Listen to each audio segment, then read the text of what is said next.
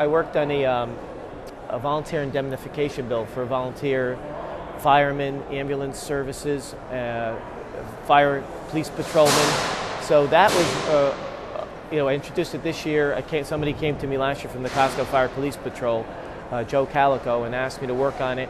And it's been a great experience working with Democrats, Republicans, senators, representatives, and the bill actually they voted to draft it out of planning and development, but for some reason it never was acted on. So they worked with us to find a way to get it in there, to attach it to something. A strike all became the actual bill with a couple other components to it, and it passed overwhelmingly in the House. And what is it going to mean to basically this is for towns really who depend on volunteers? It does two things. It does one, it adds fire police patrolmen who are the first responders. They protect the protectors. And then also, in the statutes, it gives volunteers the same protection as the paid employees get. The statutes that have been on the books for 20, 30 years, that's all it does. And so some question about maybe a fiscal mandate, but if there's an accident, God forbid, and there's a lawsuit, they usually will sue the town. That's the person with the entity with the big pockets.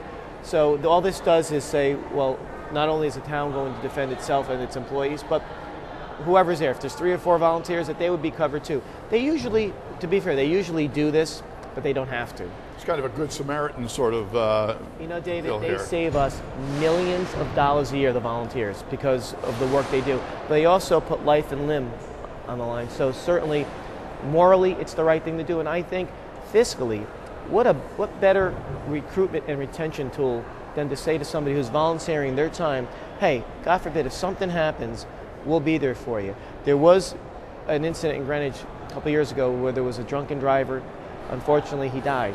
But the estate sued everybody there.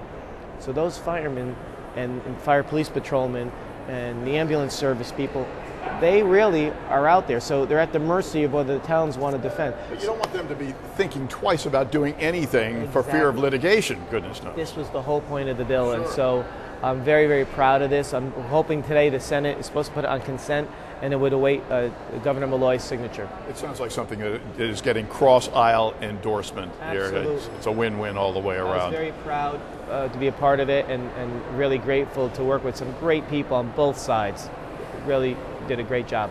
Well, it has been quite a year all the way through, and I suspect getting some of the budget done as early as it did gave you more time to work on these other projects that everybody has concern about. Oh, absolutely. And and some of the bills that were controversial that I didn't support, in the end, that's why we have elections. That's why there are majorities and minorities. Hopefully, one day I'd like to be in a majority situation, but it is what it is, and you deal with it. You work with it. We're a nation of laws, and I like your attitude. That's what it's all about, Fred. It's working together. Thank you so much for being with us. We hope you have a great summer when you get there. Thank you. A few more hours to go, though. Representative Fred Camillo of Greenwich. And that is going to do it for this edition of Cablevision's Meet the Leaders. Always interesting being here, especially on the final day of the session. I'm David Smith, and we will look for you next time.